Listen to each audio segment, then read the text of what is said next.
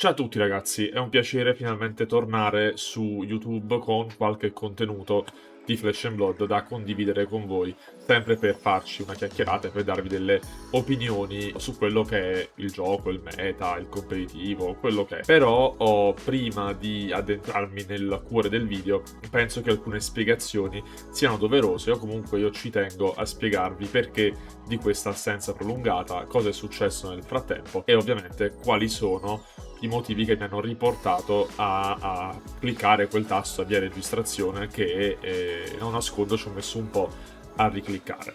Nel caso in cui questa cosa non ti interessasse, non ti preoccupare, trovi i timestamp sul video e quindi puoi andare direttamente alla parte che ti interessa. Veniamo a noi. Un anno fa, questo praticamente dopo l'uscita di Valda, quindi settembre dell'anno scorso, decido di interrompere la mia avventura su YouTube, legata ovviamente a Flesh and Blood.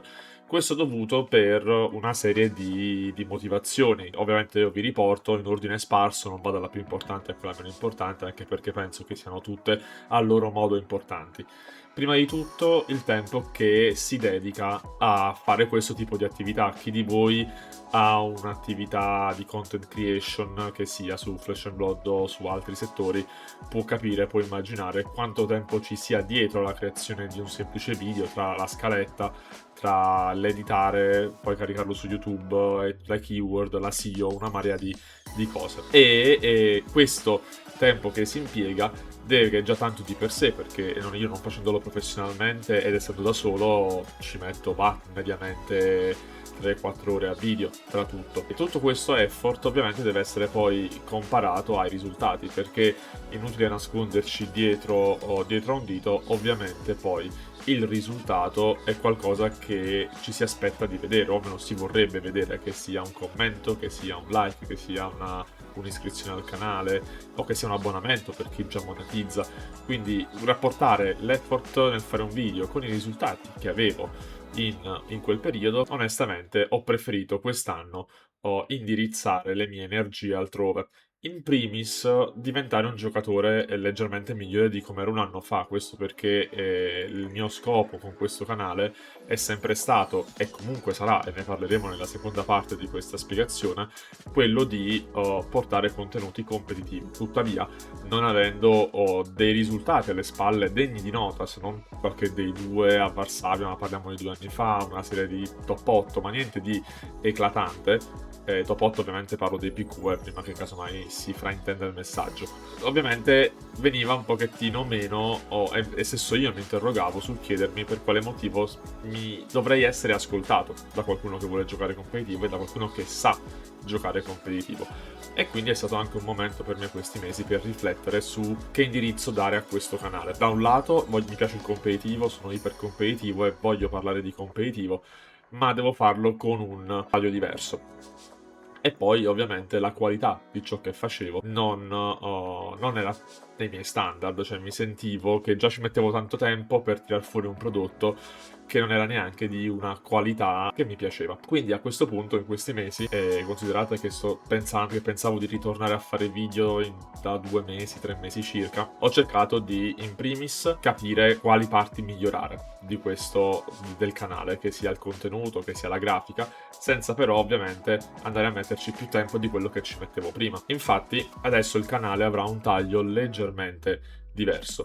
In primis continuo ad essere un giocatore mediocre, quindi sì, sono ovviamente migliorato, ma non sono, come dico sempre, come dicevo anche nei miei video, non sono un campione, non sono un pro player, quindi i miei obiettivi rimangono quelli di creare discussione, di confrontarci, di darvi un punto di riflessione diverso e quindi domande, chiedete sui commenti, io vi rispondo volentieri, cioè creare discussione, non insegnare, che sono due cose diverse.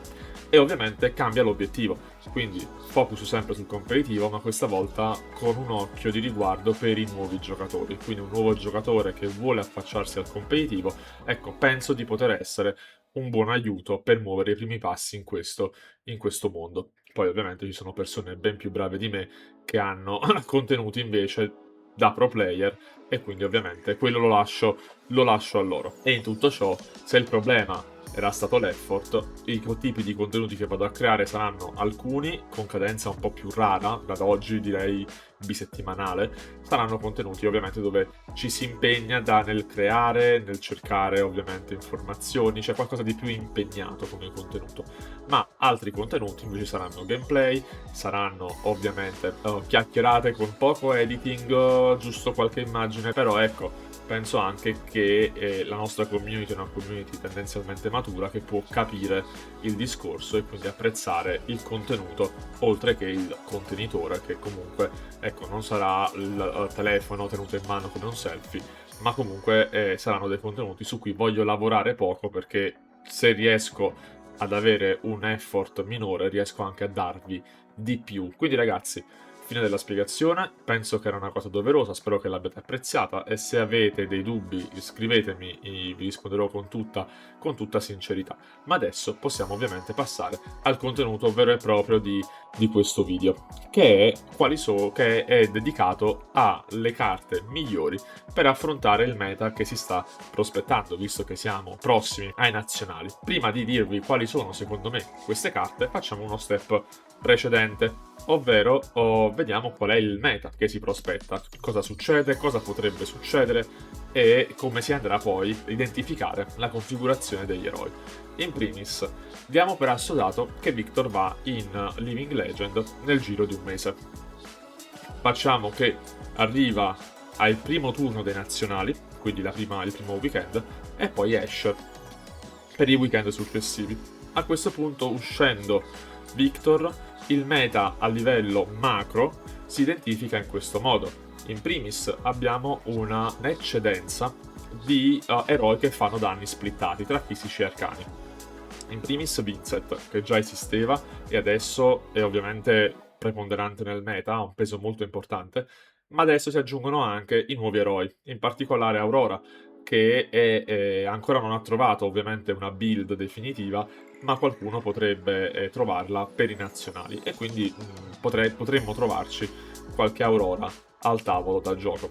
Quindi in questo caso, prima caratteristica del meta, danni splittati, fisici e arcani, e ovviamente con il nuovo Oscilio anche una buona quantità di danni arcani che costringono molte side ad avere AB2 e AB3, cosa che con l'uscita di Verdance e di Kano prima non si portava più, bastava AB1 appunto per Vincent.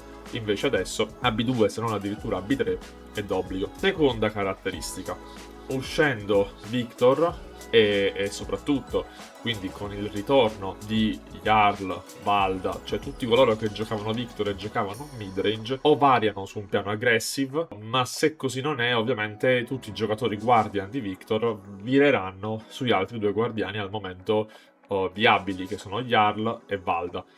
Non nomino Betsy perché al momento Betsy non ha ancora trovato una build chiarissima, io la sto testando e devo dire la verità che non è assolutamente male, ma non è ancora identificata bene come i due eroi precedenti. E infine, anche in questo caso, con l'uscita di Victor avremo Marionetta che sarà praticamente, penso, l'eroe più rappresentato. Ovviamente classe Assassin, ovviamente tantissimi on-hit, e quindi dobbiamo essere pronti ad affrontare gli on-hit degli Assassin, ma anche stesso dei Guardiani. Vediamo ovviamente Jarl, ma soprattutto Valda con tutti gli effetti crash, con tutti i dominate, perché tra Valda, Jarl e chissà che non esca anche qualcosa, qualche Betsy un po' pazzerella per i nazionali, la keyword overpower. Quindi facciamo ovviamente molta attenzione perché a volte non potremo bloccare liberamente. Quindi queste le 4 caratteristiche del nostro meta. A questo punto vi propongo la mia top 4 carte da utilizzare per appunto affrontare questo meta. Alcune di queste sono scontate, qualcun'altra forse non ci avete pensato, forse sì, oppure ne avete altre, quindi come sempre fatemi sapere che ne pensate. Partiamo dalla prima, Arcane Polarity. Ovviamente rossa e si legge da sé. Guadagno un punto vita, se ho subito danni arcani ne guadagno 4. Quando parliamo di ping e quindi di Runchant o di un danno arcano sparato da Aurora, ho nulla di meglio di prendere uno, guadagno 4. e poi ovviamente bloccare quello che viene dopo. Ma anche in un matchup full arcano, contro ad esempio il nuovo Scilio, subire 6 arcani e poter attutire il danno guadagnando 4, oltre che ovviamente con l'Arcane Barrier, è assolutamente forte. Quindi in generale io ho nominato Arcane Polarity perché è dedicata ai danni arcani, ma a tutto ciò che vi fa guadagnare vita potrebbe meritare uno spazio nella side, ad esempio anche Sigil of Solas. Poi, dopodiché, Remembrance, carta che tendenzialmente si giocava nei fatigue, quindi chi ti vuole fatigare normalmente mette i Remembrance, ma adesso, dovendo affrontare tanti di questi matchup, potrebbe aver senso portare una copia di Remembrance, se non addirittura 2 in alcuni casi. Qualsiasi altra carta che vi fa rimettere carte nel mazzo è assolutamente consigliata, secondo me, in questo momento storico del meta. Nomino Remembrance perché è generica e possono metterla tutti. Terza carta, Shelter from the Storm. Anche qui nulla di nuovo.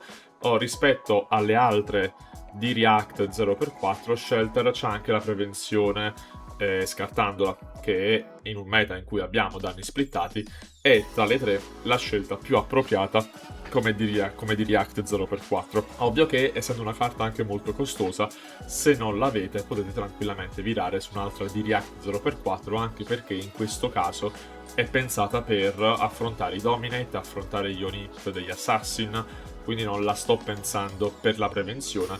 Ovviamente avere anche quella è un doppio tool in questo meta, ma se non ce l'avete va bene anche una 0x4. E infine la quarta carta che vi propongo è Cut Through the Facade. Non so se l'ho nominata bene, pazienza, fa nulla. È un meta in cui tutti o quasi tutti generano delle aure, che siano token, che non siano token. Ecco, questa carta vi permette di passare questo problema e di andare a distruggere sull'Onit un'aura dell'avversario. Quindi immaginate Vincent, andate a rimuovere i Runchan Token, piuttosto che andate a rimuovere un Frailty per Fang, che ultimamente giocando lo sto beccando spesso e volentieri, oppure un Seismic Surge Token per Valda. Ci siamo intesi. È assolutamente un tool secondo me molto forte. Ho preso questa carta perché è generica, ma in generale anche in questo caso valutate di mettere nella side qualcosa che distrugge le aure. Ogni classe ha più o meno qualcosa, quindi ecco, dateci un'occhiata, caso mai trovate qualche alternativa. Bene ragazzi, siamo arrivati alla fine di questo, diciamo, primo video, volendo rivedere questa cosa con un nuovo inizio e tra l'altro, se avete voglia, e la metto come cosa che mi piacerebbe fare per i nuovi giocatori, se volete mandatemi per messaggio privato un vostro video di una vostra partita su Talishar e sarò più che contento di commentarla, casomai in video vi porto una piccola analisi e in modo da dirvi se avete fatto qualche errore o semplicemente avrei giocato diversamente rispetto a voi, in modo da potervi confrontare con un punto di vista neutrale e diverso. Se vi fa piacere fatelo, io sono a disposizione. Ragazzi, grazie mille se siete arrivati fino a questo punto e noi ci vediamo al prossimo video. Ciao a you!